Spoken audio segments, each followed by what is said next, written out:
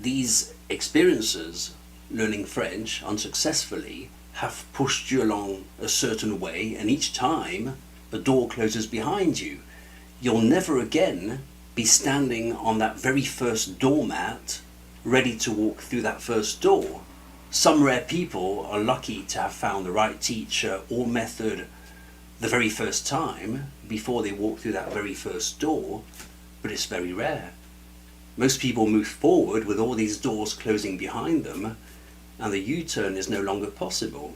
Your initial interpretation of what it means to learn French will always be there, as will your mental picture of French. The statement, "you learned French all wrong," coming from a teacher, is really hard to act upon, because now we're doing a different job.